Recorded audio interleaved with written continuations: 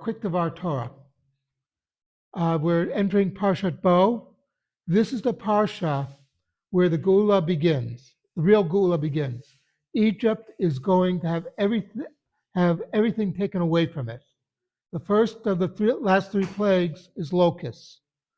Locusts, as you know, eat everything in their way. In other words, the Egyptian economy is totally destroyed. Then comes darkness. The Egyptians are in darkness, the Israelites are in light. Sort of like saying that their belief system, the Egyptian belief system, is one of darkness. And ours is we're going towards the light. Remember, one of the first things that Hashem creates is light. So this is a very important issue. That also in Egyptian culture, the first thing a pharaoh did upon becoming pharaoh was to dig his own grave. They believed in death. They worshipped death. While we take care of people who pass away, we worship life. We do everything we can to sustain life, because without life, we don't have that much. And then the final plague, of course, is the death of the firstborn. Now, with the seventh plague, the one of the locusts, or the eighth plague really, one of the locusts, at that point, the people of Egypt, most of them realize Pharaoh is on a losing streak. Whatever Moshe promised says he's going to do, he does.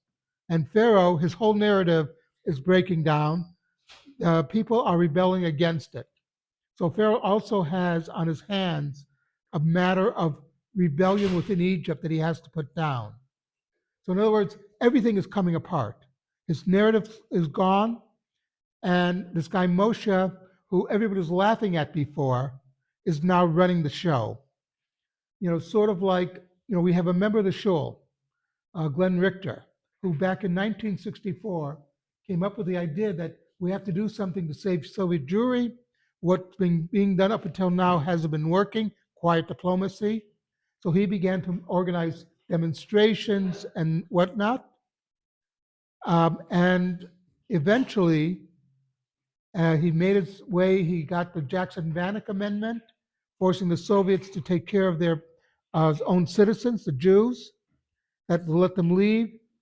He moved mountains. But in 1964, if you looked at everything, the Jewish establishment said, no, this won't work. What you're doing won't work. So the good news is Glenn didn't listen.